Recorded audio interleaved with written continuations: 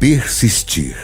Segundo o dicionário, o livro das definições, essa palavra significa demonstrar constância, insistência, perseverar. Tem certas coisas na vida que exigem persistência. Concluir uma faculdade, fazer uma dieta, ler livros. Sim, ler livros. O apóstolo Paulo nos diz em 1 Timóteo 4,13 que devemos persistir em ler. Você sabe por quê? Porque ler exercita o seu cérebro, estimula o seu raciocínio, sua memória e a sua capacidade de aprendizado. Quem tem o hábito de ler escreve bem e interpreta melhor o que outros escrevem. A leitura de bons livros amplia o nosso conhecimento, desenvolve a nossa imaginação e diminui o nosso estresse. Tem coisa melhor do que ler um livro enquanto se toma uma xícara de café? Porém, mais importante que tudo isso, a Bíblia nos diz para lermos livros inspirados, pois eles nos aproximam de Deus, nos ajudam a compreender a sua palavra, que também é um livro, e nos capacita a sermos cada dia mais úteis ao Senhor e ao nosso próximo. Apesar de tudo isso, ler exige dedicação. A vida corrida e as distrações do mundo digital muitas vezes tiram o nosso foco daquilo que realmente é importante, profundo e enriquecedor. É preciso perseverar. Leia um livro e depois outro e outro. Você só tem a ganhar. A cada página, ao mesmo tempo em que exercita sua mente, você alimenta a sua alma. A CPAD se compromete a te ajudar nesse desafio, publicando obras que certamente serão fontes de bênçãos para a sua vida. Por isso, ela faz questão de te lembrar essas palavras sagradas. Persiste em ler. Uma campanha CPAD.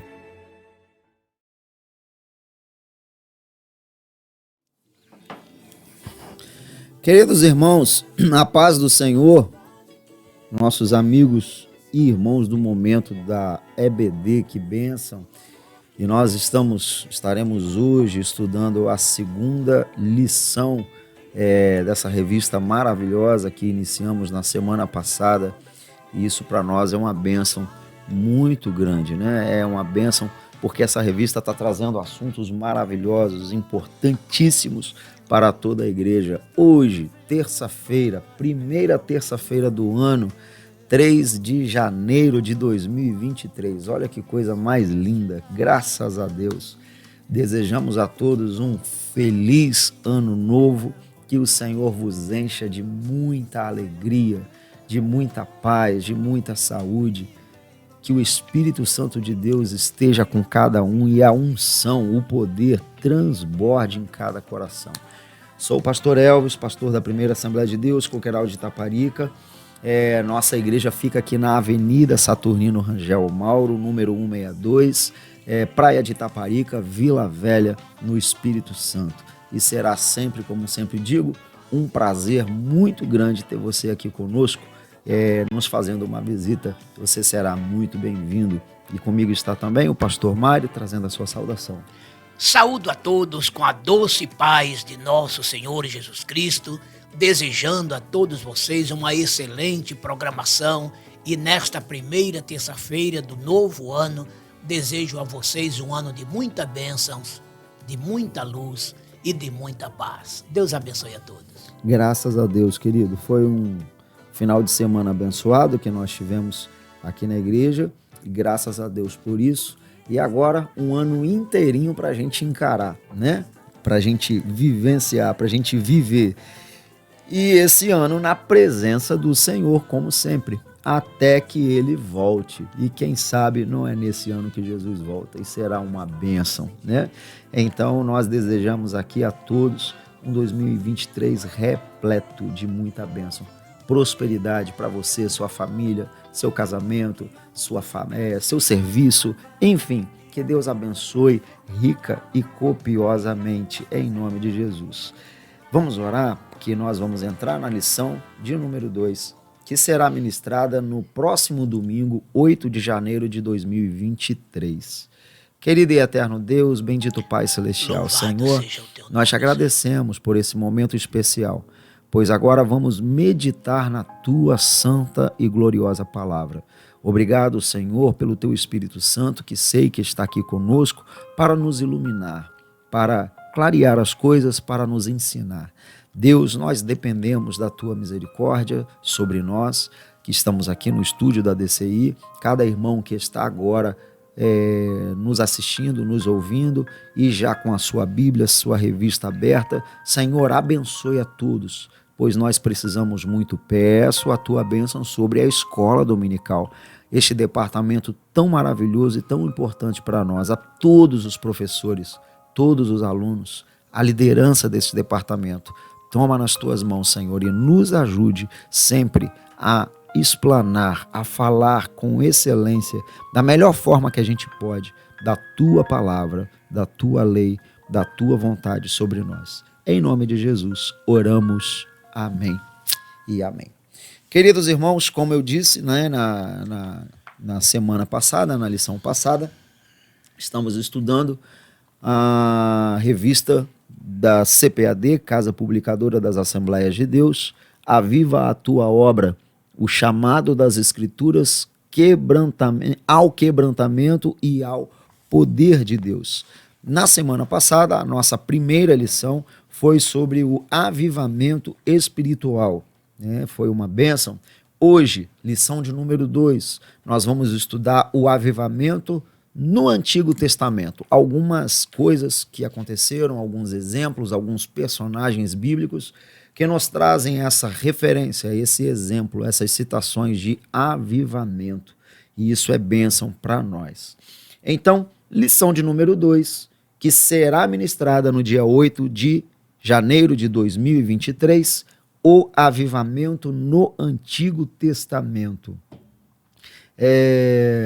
Deixa eu falar, senão eu esqueci, e depois eu não falo mais. A nossa escola dominical é todo domingo, às 8h30 da manhã, presencial aqui. Nosso programa Momento EBD é toda terça-feira, como hoje, meio-dia. E a gente sempre estuda a lição que será ministrada no próximo domingo.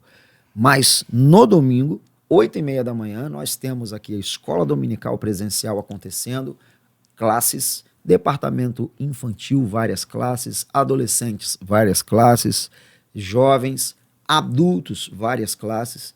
E você será muito bem-vindo, né? Cada classe com seu professor, todo mundo estudando a palavra do Senhor, nesse estudo sistemático dessas lições, que esse trimestre está sendo uma bênção, falando sobre avivamento. Será muito bem-vindo aqui na nossa escola dominical e que Deus abençoe muito a sua vida, tá? Nossa programação é sempre aos domingos, terças e quintas. No domingo, primeiro culto às 8h30 da manhã, que é a escola dominical. Segundo culto às 18 horas, sempre às 18 horas. Um culto maravilhoso de adoração, de louvor, né? Com a orquestra tocando, palavra do Senhor sendo ministrada, testemunhos, enfim.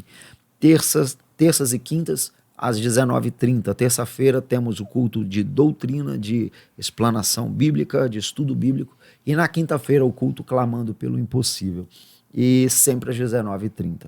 Então, seja bem-vindo à casa do Senhor, à ADCI, que o Senhor te abençoe muito. Vamos lá então, a lição de número 2, o avivamento no Antigo Testamento. O nosso texto áureo hoje está em Êxodo capítulo 34, e o versículo 10, a primeira parte. Então disse: eis que eu faço um concerto, farei diante de todo o teu povo maravilhas que nunca foram feitas em toda a terra, nem entre gente alguma. Esse é o texto áureo. A verdade prática nos fala que a Bíblia revela que Deus responde ao seu povo com muitos avivamentos como resposta às orações e súplicas. A leitura bíblica em classe está no segundo livro das Crônicas, capítulo 34, versículos 29 até o 33. É uma leitura curtinha.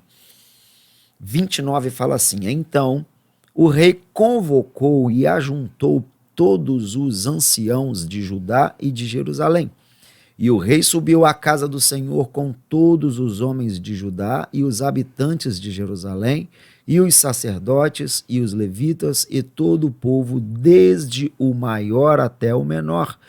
E ele leu aos ouvidos deles todas as palavras do livro do concerto que se tinha achado na casa do Senhor. E pôs-se o rei em pé em seu lugar e fez concerto perante o Senhor, para andar após o Senhor e para guardar os seus mandamentos e os seus testemunhos e os seus estatutos com todo o seu coração e com toda a sua alma, cumprindo as palavras do concerto que estão escritas naquele livro. E fez estar em pé a todos quantos se acharam em Jerusalém e em Benjamim. E os habitantes de Jerusalém fizeram conforme o concerto de Deus, do Deus de seus pais. E Josias tirou todas as abominações de todas as terras que eram dos filhos de Israel. E a todos quantos se achara em Israel, obrigou a que com tal culto servissem ao Senhor, seu Deus. Todos os seus dias não se desviaram de após o Senhor, Deus de seus pais. Que coisa linda, né? Aleluia. Glória a Deus. Nessa lição, queridos, nós temos o propósito de fazer um panorama dos avivamentos, né? Em diferentes momentos da história. Nós vamos percorrer por alguns personagens, por algumas épocas, né? Para a gente ter essa referência do Antigo Testamento, né? E são ocasiões maravilhosas que o avivamento desceu, aconteceu, e nós precisamos, carecemos desse avivamento no nosso dia. Então vamos lá. A apresentação da lição é a seguinte: os objetivos que nós temos hoje para essa lição. Primeiro objetivo, nós vamos analisar exemplos de avivamentos no Antigo Testamento. Segundo objetivo, nós vamos constatar a importância da confissão de pecados e do retorno à Bíblia. Terceiro objetivo, nós vamos desenvolver o aspecto corretivo da palavra de Deus e o perigo do formalismo, tá? Na lição anterior nós vimos dos muitos significados, né, que podemos dar ao avivamento, né? O retorno às obras, né? O retorno à oração, o retorno à palavra do Senhor, o arrependimento, a mudança de vida, a conversão, enfim, muitas coisas que nós precisamos fazer para obter o avivamento. O avivamento do Senhor é muito, muito, muito além de um culto, de um momento, de um louvor bonito que empolga, que emociona, de uma pregação que faz alguém chorar. Não, avivamento é conversão, é uma motivação, a busca pela presença de Deus, é mergulhar nesse oceano maravilhoso do Espírito Santo e ter uma vida santa e devotada ao Senhor. A introdução da nossa lição de hoje, avivamento no Antigo Testamento, tá bom? Fala bem assim: houve momentos em que o povo israelita deixou-se levar por práticas estranhas que provocaram a ira de Deus e a consequente punição da nação. Quando essa situação parecia não ter saída, um homem ou uma mulher de fé levantava-se de maneira humilde e quebrantada, buscando a Deus e confessando os pecados do povo. Então, o Altíssimo ouvia as orações e enviava do céu um avivamento como chuva seródia. Registros como esse no Antigo Testamento fundamentam o ensino desta lição. Pastor. Esta lição de hoje, avivamento no Antigo Testamento, nos mostra e nos prova que o avivamento foi sempre uma necessidade premente em todas as épocas. Não é coisa desta atualidade, nem do primeiro século, nem dos séculos futuros, mas nos mostra que o avivamento foi sempre necessário. Por quê? Porque o povo sempre foi aquele povo de altos e baixos, idas e vindas. Essa é que é a verdade. O povo hoje está num nível, amanhã já está em outro, depois em outro, e assim sucessivamente. E se faz necessário, então, que diariamente o avivamento esteja entre nós, revigorando, refazendo, sempre rejuvenescendo situações.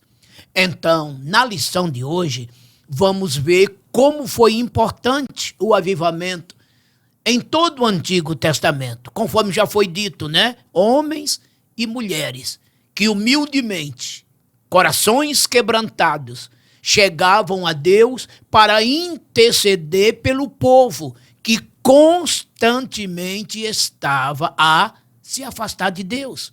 Lendo o livro de Juízes, por exemplo, o que se vê ali? Quando o líder era bom, servo de Deus, serva de Deus, o povo ficava bem. Quando o líder morria, o povo de Deus se afastava.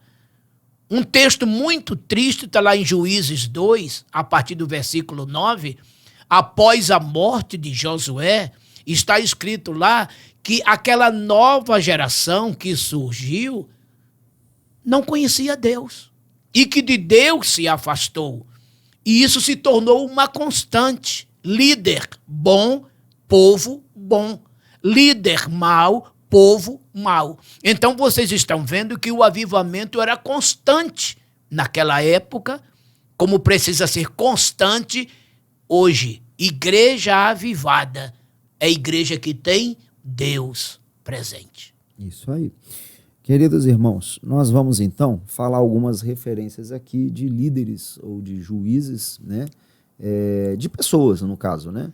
Que atraíram, pediram e conseguiram, né, esse avivamento do Senhor em todo Israel. E a gente começa então o panorama dos avivamentos do Antigo Testamento por Moisés, o avivamento no tempo de Moisés. Olha só, quando José, o filho de Jacó, morreu, o povo israelita sofreu com a tirania de Faraó, que não conhecia a história de benefícios que os judeus receberam da parte de Deus no governo de José. Tá? Tem muitas referências aí, ó. Êxodo 1, 8, 9, 13, 14. Nesse contexto, Moisés foi divinamente chamado lá no Monte Horebe e viu uma sarça que queimava, mas não se consumia. Ao se aproximar daquela imagem, Deus o chamou para libertar o seu povo do Egito, dizendo: eu sou o Deus de teu pai, o Deus de Abraão, o Deus de Isaque, o Deus de Jacó. E Moisés encobriu o seu rosto porque temeu olhar para Deus. Diante dessa visão, o Senhor esclareceu que enviaria ao Egito, né, enviaria ao Egito a fim de libertar seu povo. Por intermédio de Moisés, o soberano exerceu juízo sobre Faraó de maneira poderosa, enviando 10 pragas ao Egito, fazendo com que o rei deixasse o povo israelita sair daquele país.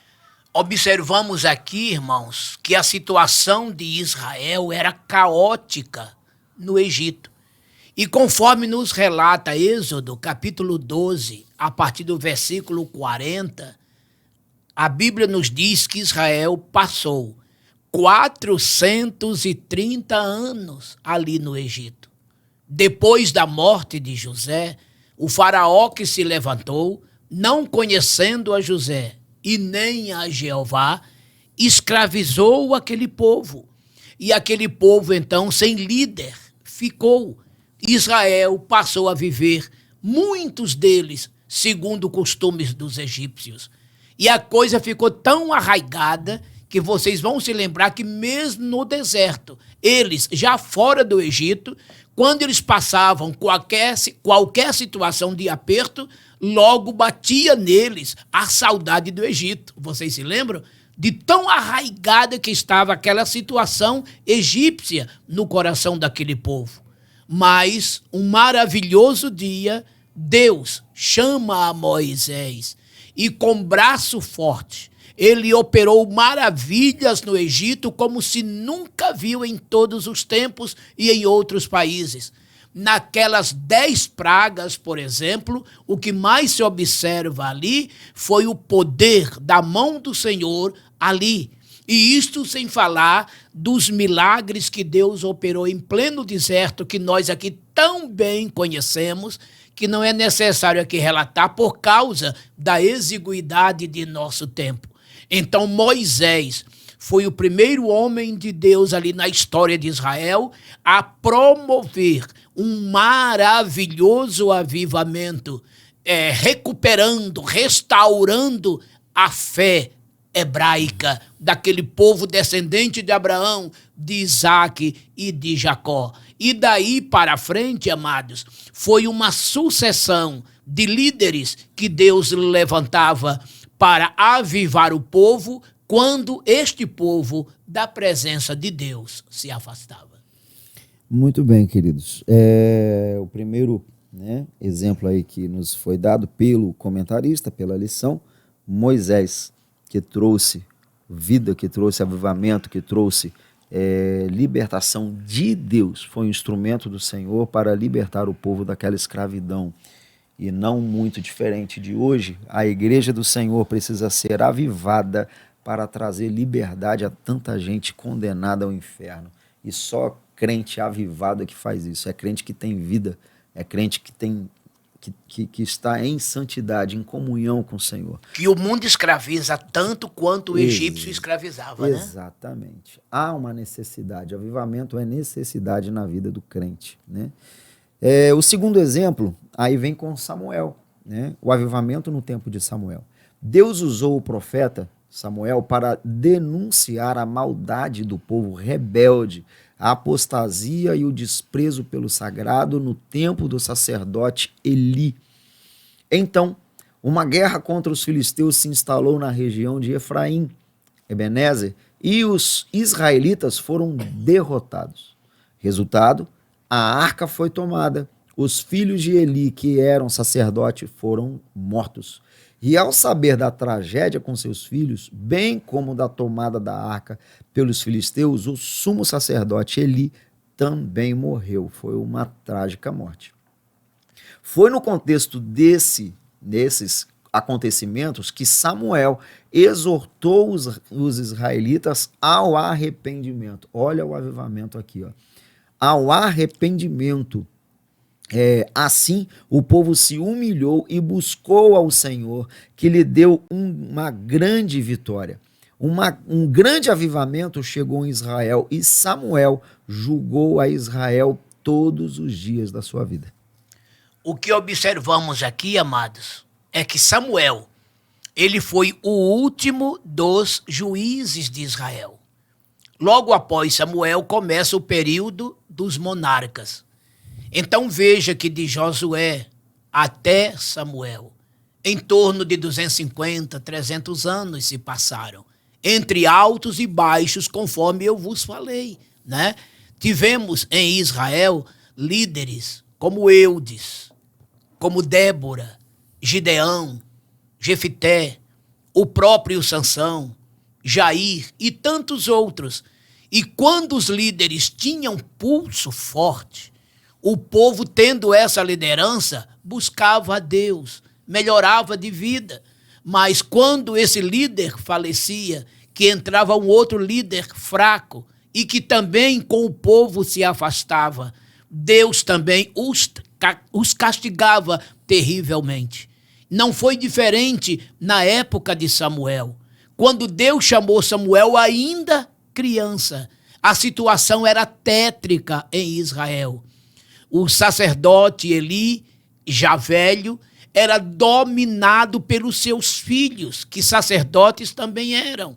Embora sendo subalternos ao pai, esse respeito eles não tinham e profanavam diariamente a casa do Senhor, não somente com as ofertas, com os sacrifícios, como até com prostituições, levando mulheres e se prostituindo com elas.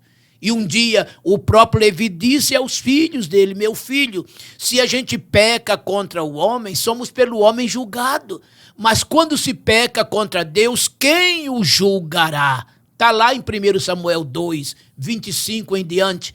Mas eles não deram ouvidos ao seu pai, continuaram a pecar, mas isto já vinha da parte de Deus, porque a Bíblia diz que Deus já estava pronto para castigá-los, e assim fez. Mas a frouxidão daquele sacerdote com os seus filhos estava levando Israel à ruína, e tanto é que tanto Eli quanto seus filhos pereceram.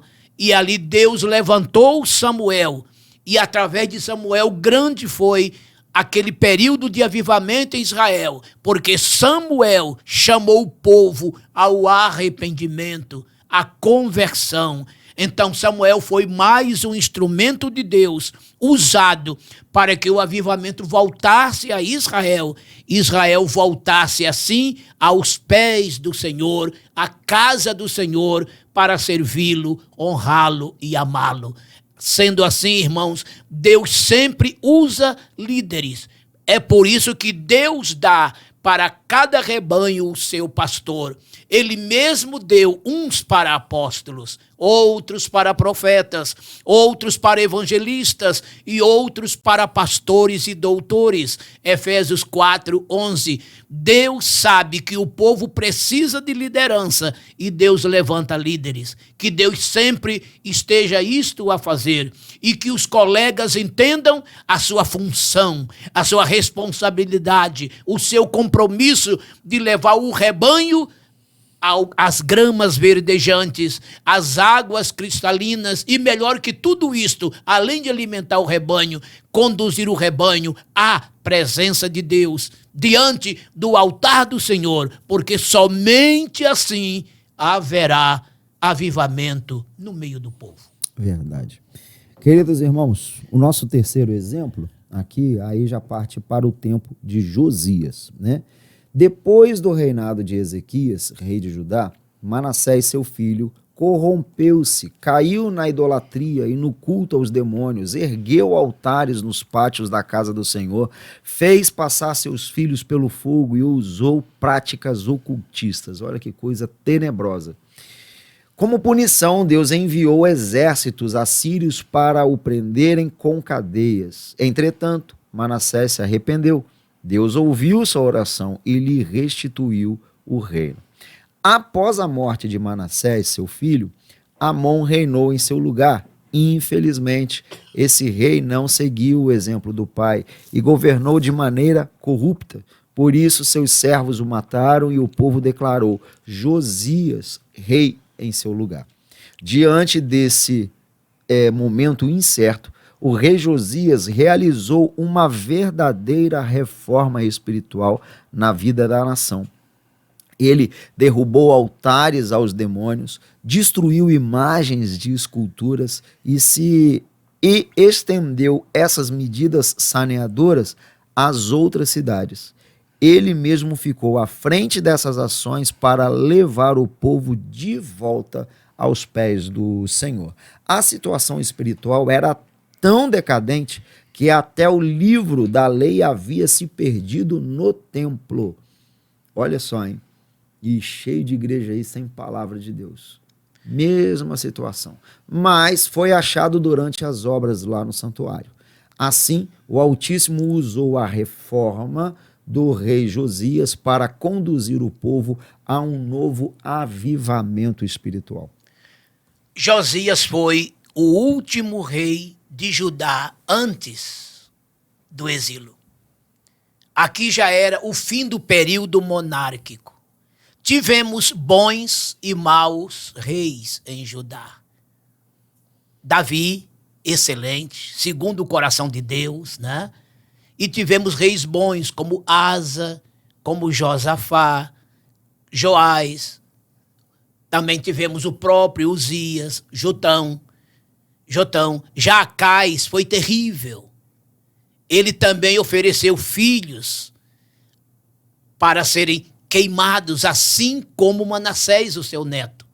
Agora, entre Acás e Manassés, estava Ezequias. Este foi excelente rei em Israel. Entretanto, o seu filho Manassés foi o mais terrível dele. E, por sinal, até foi o rei que mais durou em Israel, 55 anos. Agora ele se converte no final. Ele se arrepende, mas o seu reino foi terrível. E o seu filho Amon, da mesma forma, né? Foi terrível também. Agora, aí vem Josias. Este aí foi dos melhores de todos de Israel. Ele restaura completamente. Ele fez uma Páscoa como nunca houve em Israel. E foi no reinado dele que o livro foi achado. Olha que ponto, irmão, durante o período de Manassés, né? Aquele período ali, o que aconteceu ali? Foi que o povo se desviou totalmente. Totalmente. Se afastou de Deus. Completamente o desvio se entregou. E ali Deus ficou distante daquela gente.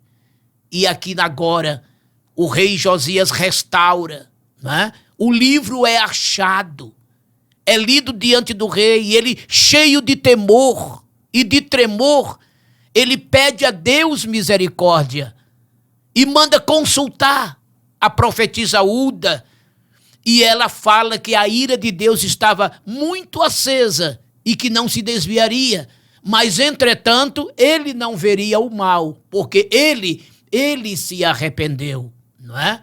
E, entretanto, né, o filho dele, no caso, é o Amon aqui agora, né? É que ele também se desvia, desobedece.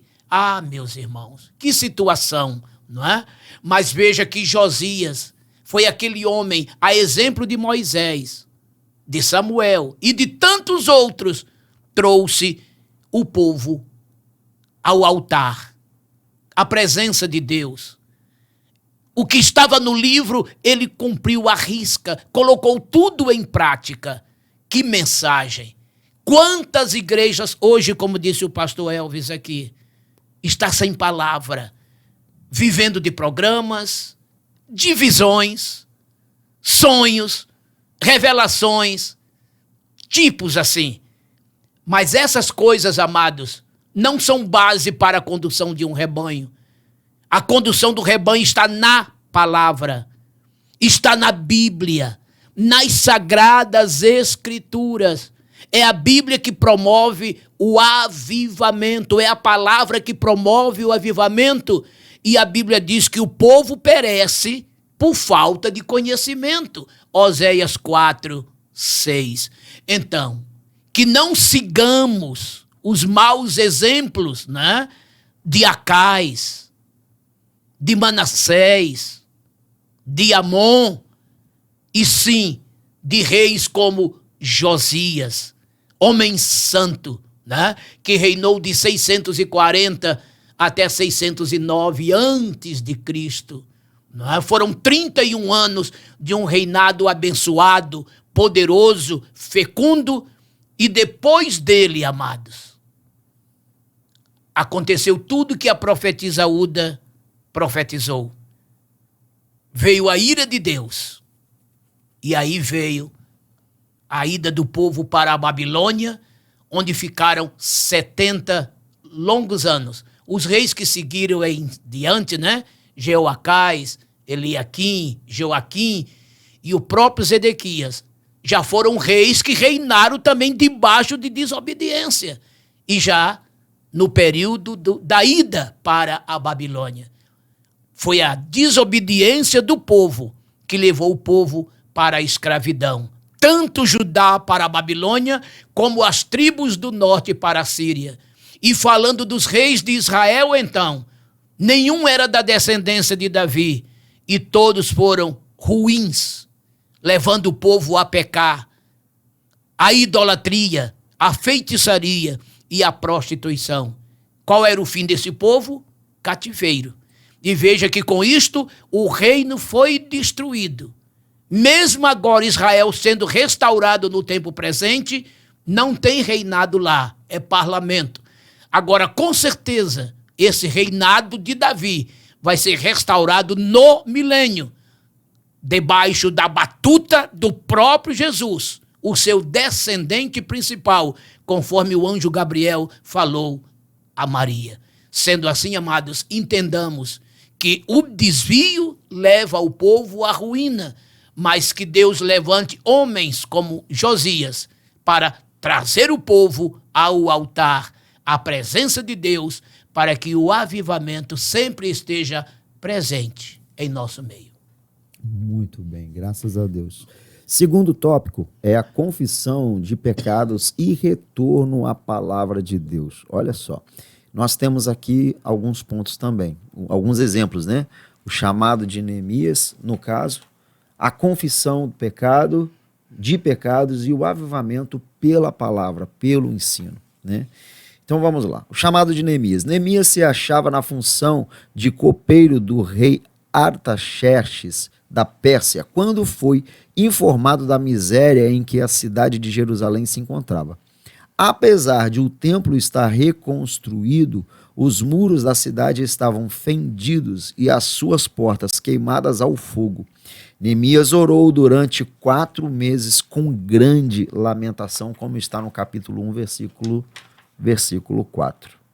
É isso aí, pastor. Então vocês estão vendo aqui outro homem sendo usado por Deus para um grande avivamento em Israel.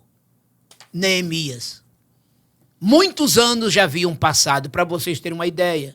O templo havia sido refeito no ano 516 a.C. Aqui já corria o ano 445 a.C.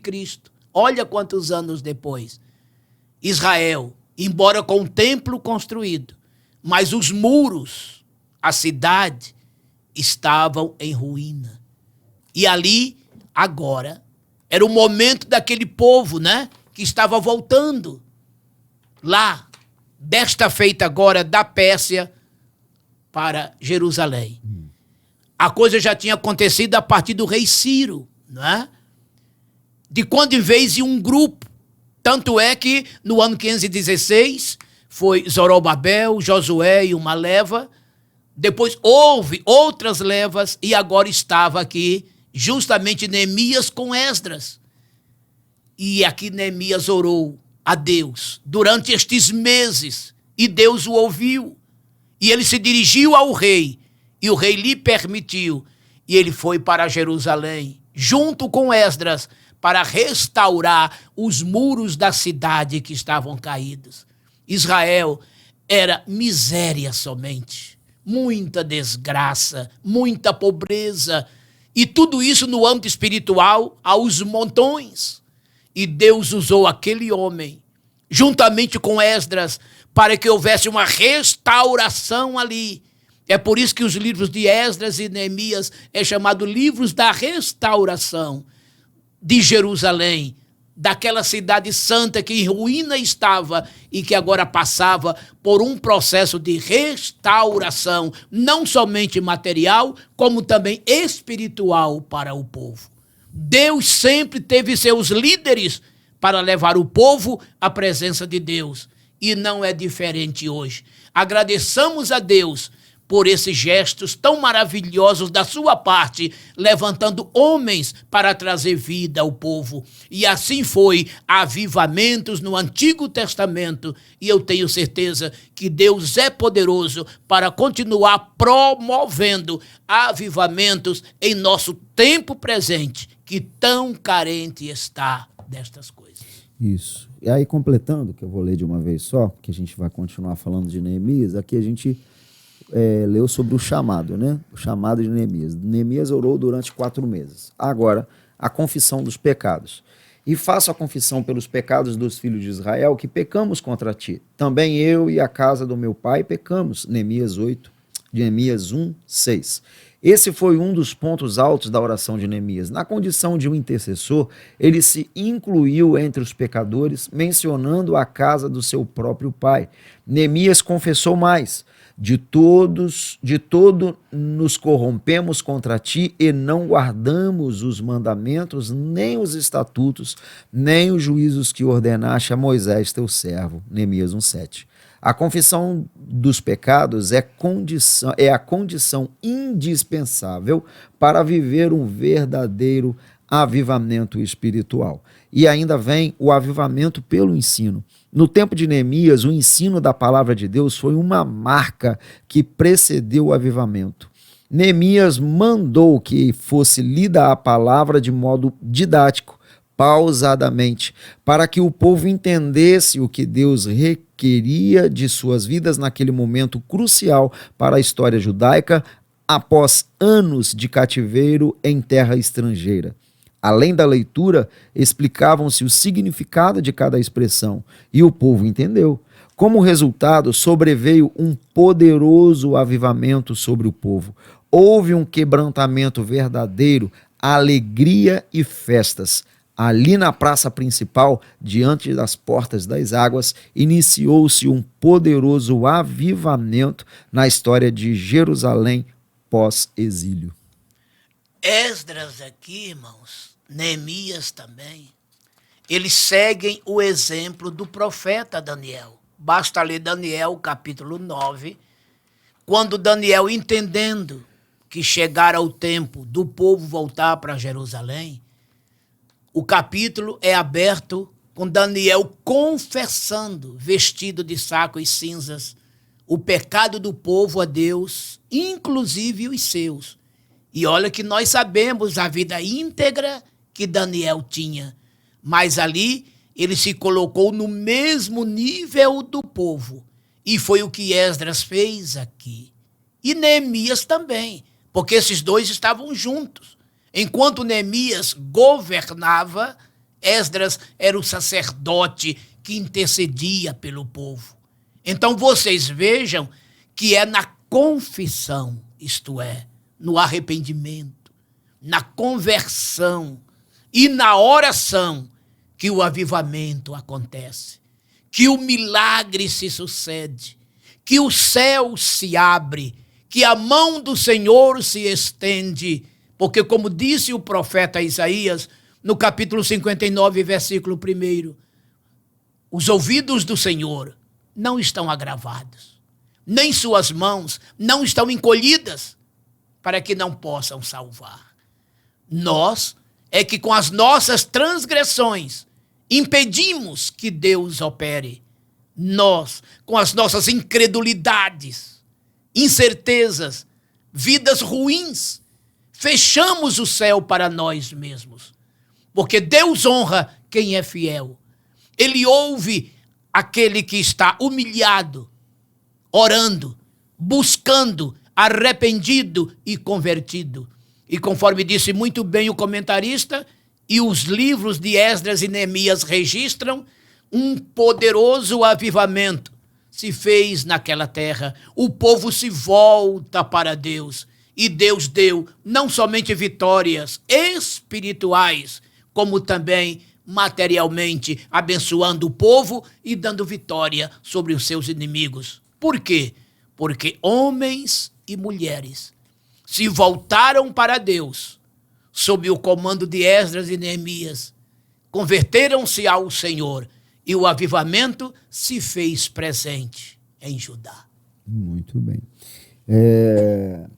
O terceiro tópico desta lição, e a gente assim é o último, né? Assim encerra, fala sobre o avivamento e a palavra de Deus. Nós vimos o panorama dos avivamentos no Antigo Testamento, nós vimos a confissão de pecados e retorno à palavra de Deus, ao estudo, e agora o avivamento e a palavra de Deus.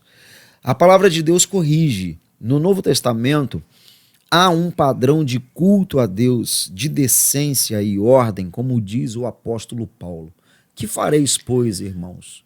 Quando vos ajuntais, cada um de vós tem salmo, tem doutrina, tem revelação, tem língua, tem interpretação. Faça-se tudo para a edificação. Primeira carta aos Coríntios, capítulo 14, e o versículo 26. Veja que o que marca essa orientação apostólica não é o exibicionismo espiritual ou um mero emocionalismo, nem as expressões irreverentes no culto. aqui a orientação para um culto avivado de acordo com a palavra de Deus. Nesse culto, Deus pode enviar um avivamento genuíno como resposta, eu achei isso muito importante, como resposta ao quebrantamento espiritual e às orações do povo de Deus. E é a pura verdade, pastor Elvis, porque é a palavra quem produz o quebrantamento em nossas vidas. E através do quebrantamento é que vem o avivamento. Em Atos capítulo 2, versículo 42 em diante, olha o que está escrito lá. E todos perseveravam unânimes em quê? Na doutrina dos apóstolos, na comunhão, no partir do pão, nas orações. Em toda a alma havia temor. E Deus, pelas mãos dos apóstolos, operava sinais, prodígios, maravilhas. Mas veja como começa o texto. Doutrina. Doutrina que é palavra. Palavra que é Bíblia, ensinada pelos pastores ao rebanho. E esta palavra gera comunhão, todos juntos na Santa Ceia, todos juntos na oração. Esta palavra gera temor e, consequência disto tudo, sinais, prodígios, maravilhas operados pelos líderes, de sorte que isso se exterioriza no lado social, que a Bíblia diz, naquele povo ali, eles não sentiam falta de nada, porque os que tinham distribuía as coisas que tinham com os que não tinham, de sorte que não se sentia falta de nada. Eles tinham tudo em comum. Ali estava o perfil de uma verdadeira igreja, com o seu espiritual forte, o seu lado avivado e o seu lado social também em plena evidência.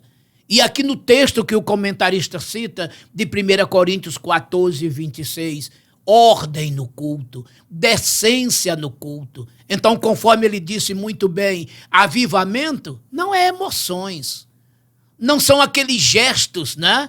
Até irreverentes no culto, com certas práticas que lembram coisas de um passado esotérico. Não, é muito equilíbrio, é muita sensatez, e no meio disto tudo, muito poder, muita unção. E paralíticos podem andar, cegos enxergar, mortos serem ressuscitados, leprosos purificados e almas convertidas ao Senhor. Já dizia o Senhor Jesus: ide, curai os enfermos, purificai os leprosos, ressuscitai os mortos, de graça recebestes, de graça dai. Mateus 10, versículo de número 8. Então, quando a palavra ela está sendo ensinada, ela é viva e ela tem a sua eficácia própria, que resulta em penetrar como espada entre a alma e o espírito, juntas, medulas. Isso está falando que a palavra de Deus, ela alimenta, ela sustentabiliza a alma, o espírito, o corpo, e ela é apta para discernir pensamentos, intenções do coração, ou seja, conversão, transformação, quebrantamento. Esta é a causa. Qual é a consequência? Avivamento. Vidas transformadas, consoladas, edificadas, exortadas, salvas. Igreja abençoada, crentes batizados com o Espírito Santo, enfermos curados, almas salvas e o nome do Senhor sendo glorificado. Onde tem verdadeira palavra de Deus sendo ensinada, haverá indubitavelmente verdadeiro avivamento presente. É isso aí. Nós sempre falamos que o avivamento é necessidade. Estamos vendo isso, né, na primeira lição, agora na segunda. É necessário esse avivamento, mas o avivamento verdadeiro é consequência de um quebrantamento espiritual. Não é chegar num dia de domingo à noite, seja numa festa e dar aquele boom na igreja, acontece aquela explosão, aquela coisa. Não, meu irmão, isso aí, se não houver, isso aí é bênção, sim, alegra, tudo bem, mas se for consequência de um quebrantamento, é avivamento. Agora, acontecer do nada? Não. Não, Deus não É opera. pura emoção. Não, é pura emoção, é sensacionalismo. Esse é o grande perigo, porque existem pessoas muito capazes de emocionar multidões. E aquilo ali pode não ter nada de Deus, nada do Espírito Santo. Até hipnotiza. Até hipnotiza, entendeu? Mas aí a gente precisa do discernimento, né? Precisa do Espírito Santo. E o quebrantamento vem pela palavra. Vem pela palavra, pela palavra. A fé vem pelo ouvir e ouvir pela palavra de Deus. Não Romanos adianta. 10:17. Não adianta. Não adianta. O avivamento, ele vem de um avivamento genuíno. Ele vem como resposta de um quebrantamento. É uma consequência, né? Não adianta.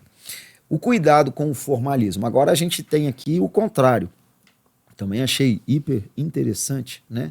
Ele colocou já a questão da ortodoxia aqui, uma coisa mais para o outro lado, né?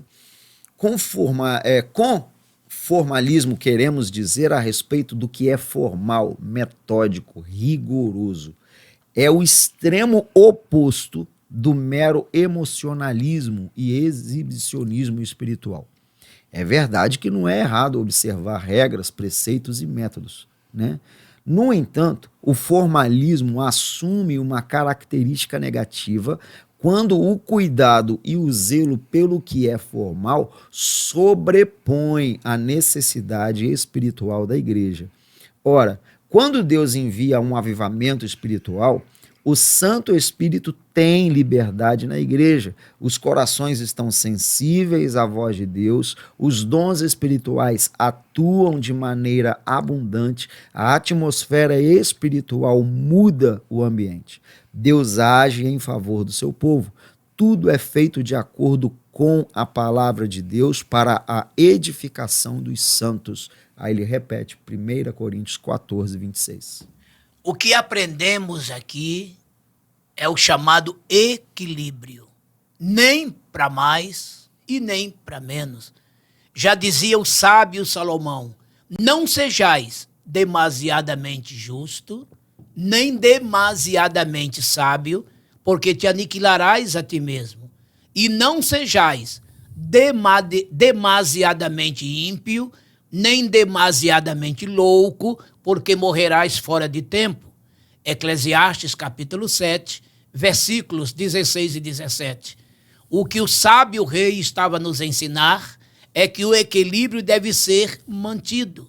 E neste caso aqui, nem excesso, né, de emocionalismo e nem excesso de formalismo, porque as duas coisas são extremamente perigosas e haverá prejuízos em ambos os lados.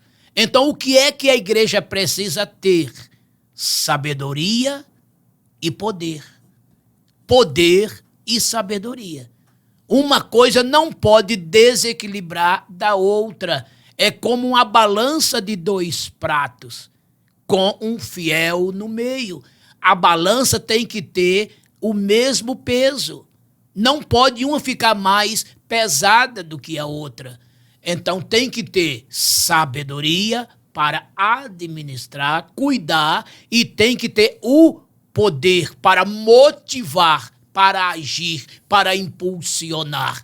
Então era isso que Paulo queria dizer. Ele próprio disse que ele pregava a Cristo, que era poder de Deus e sabedoria de Deus. 1 Coríntios capítulo 1, a partir do versículo 18 em diante. Então, neste caso, a igreja precisa ter as duas coisas.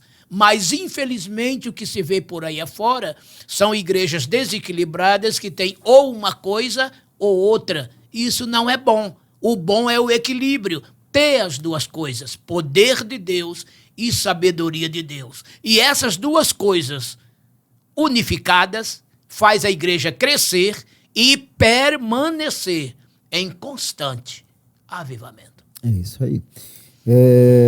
Precisamos ter equilíbrio nas coisas, né, queridos irmãos, para a gente não poder se desviar do centro, porque o formalismo também é um perigo também. É, né? Verdade. É um perigo. Isso aí ele deixa a igreja, tantas igrejas, né, até co-irmãs nossas que deixaram esse formalismo dominar de tal forma que o Espírito Santo não tem liberdade de trabalhar. Se tornaram céticos, né? Céticos. Nas coisas espirituais, dons espirituais, etc. Exatamente. E não tem liberdade, não se vive o poder de Deus. Então, precisamos ter ordem e decência. E quando se fala ordem e decência, é dos dois lados, nem para cá e nem para lá. Nem a quem, nem além. E a gente precisa, então, entender que temos que ter cuidado com o sensacionalismo, com as emoções afloradas. Nem tudo que está ali é o Espírito Santo que está fazendo. Pode vir do coração do homem, até mesmo do maligno, mas a gente precisa ter o discernimento de Deus. E quem tem discernimento, meu irmão, quem tem palavra, quem sabe da verdade, quem tem a vida avivada, mas na hora... Já a gente fica igual aqueles cachorrinhos, levanta a orelha na hora, ó, fica a antena ligada, que negócio já, ó, não tá legal esse negócio aqui. Você sente na hora que o negócio não tá legal. Tá passando, tá ultrapassando. Como também a gente sente que não tá legal quando a igreja fica bloqueada. É verdade. Bloqueada naquela frieza, naquela coisa engessada, naquela coisa que, né, você sabe o jeito que começa, você sabe o meio, você sabe o fim, você sabe tudo que vai acontecer. Por quê? Porque não tem liberdade. Então é uma coisa muito... Mas que Deus tenha misericórdia de nós, que o Senhor abençoe, porque o avivamento é necessário na vida da igreja. E para concluirmos a nossa lição de hoje, chegamos ao final dela, os avivamentos no Antigo Testamento sempre vieram como respostas ao quebrantamento espiritual e às orações do povo de Deus. Isso se dava sempre diante de uma situação de calamidade ou de decadência espiritual e moral. Por misericórdia e bondade, Deus promovia a restauração de Israel. Que esses avivamentos veterotestamentários, lasqueiro, que palavra, que esses avivamentos veterotestamentários nos despertem para fazer a vontade de Deus nestes tempos de frieza e mornidão espiritual, esses tempos atuais. Glória a Jesus por essa lição. Que revista abençoada. Pastor Elvis, antes de terminar ainda, é que eu me lembrei de uma coisa no Antigo Testamento que não está aqui, que foi o avivamento, mesmo fora de Israel, que Deus promoveu em Nínive através de Jonas. Né? Olha só, veja que Nínive era aquele povo terrível. Jonas, inclusive, não queria ir lá e Deus ordenou que ele fosse. Aconteceu aquela trajetória toda que vocês sabem. Basta ler o livro de Jonas, né? E olha o que foi que a pregação do evangelho, no caso aqui, né? A palavra, fez um movimento tão grande ali em Nínive que fez aquele rei com toda a cidade, né, se converter ao Senhor. E conta a história que por mais de 100 anos houve avivamento ali em toda aquela região, em Nínive, que era a capital da Síria. Quer dizer, por falta da palavra lá na frente, eles voltaram a se desviar. E olha que era um povo que não conhecia Deus. Aqui nós estudamos sobre o avivamento no Antigo Testamento para Judá, não é? E eu estou citando um caso até diferente das coisas, que foi Nínive, né, uma nação estrangeira, onde foi um homem de Deus ali que, pela palavra, promoveu um grande avivamento, e todos conhecem muito bem essa história, quem lê o livro de Jonas. Isso é lindo, porque aí, mais uma vez, a gente embasa o avivamento na transformação. Isso é avivamento. Tinha um jeito, agora passa a ter outro. Tinha uma vida, agora passa a ter outra. Quem era escravo é liberto. Quem era pecador passa a ser justificado, né? Quem estava perdido passa é convertido. Então, isso é que é avivamento, meu irmão. Isso é bênção para a nossa vida. Louvemos ao Senhor, que Deus abençoe a todos, em nome de Jesus.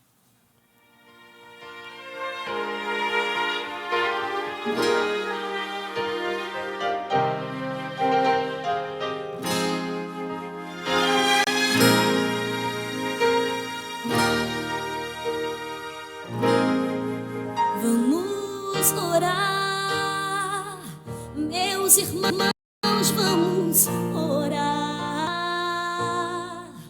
Busquemos juntos o poder do Criador. Sem este poder, o crente não vai ter vitória. Já é quase meia-noite, a trombeta já se encontra na mão do seu tocador.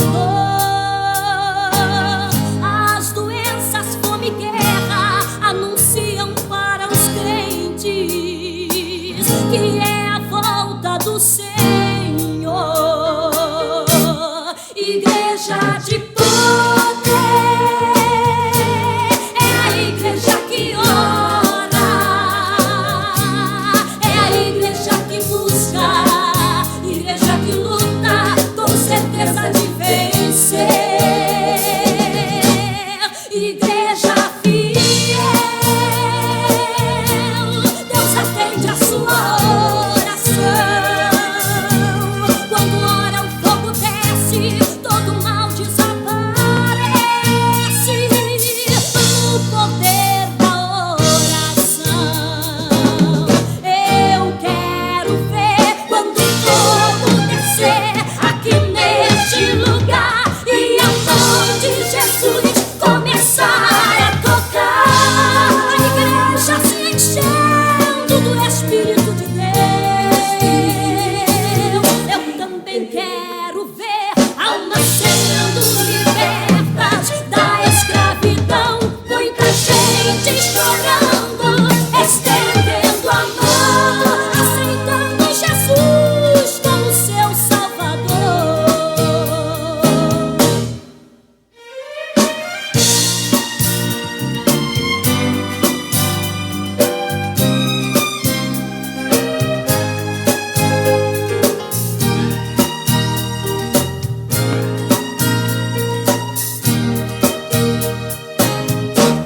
Igreja de poder é a igreja que ora, é a igreja que busca, igreja que luta com certeza de vencer.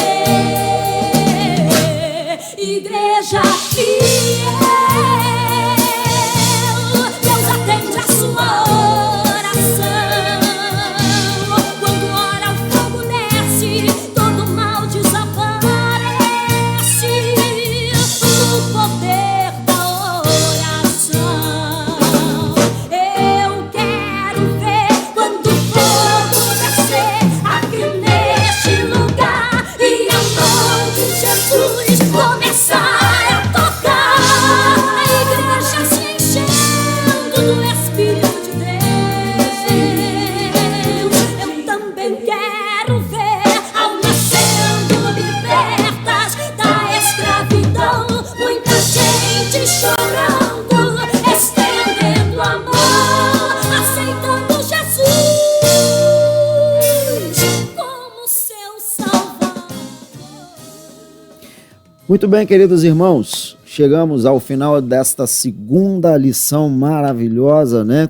Falando sobre dessa revista Avivamento, e a lição de hoje, no caso, o avivamento no Antigo Testamento. Que bênção! Hoje, terça-feira, 3 de janeiro, a primeira terça-feira, a primeira semana do ano de 2023. Graças a Deus, que bênção! E mais uma vez, reforçamos aqui, oramos para que esse ano seja um ano abençoadíssimo para a nossa querida, amada EBD. Que Deus te abençoe rica e copiosamente.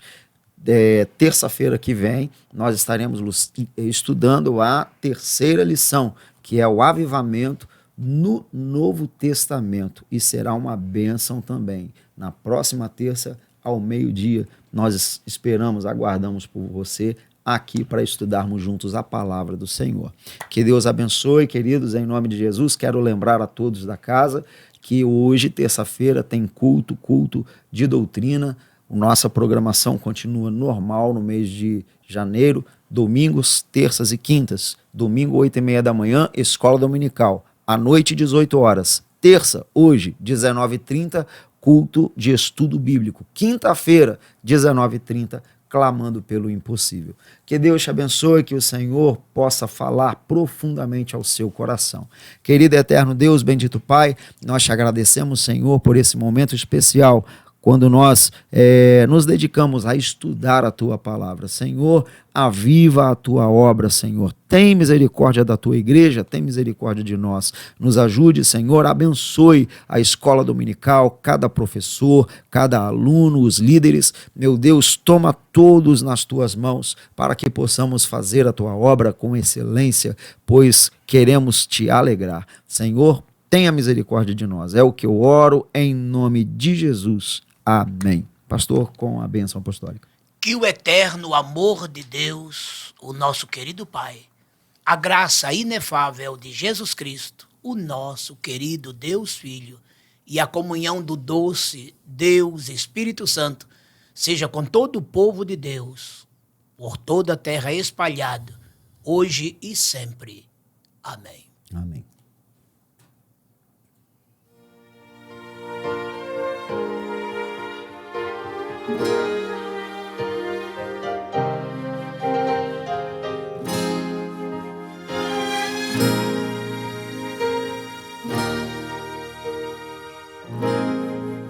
Vamos orar, meus irmãos, vamos orar. Busquemos juntos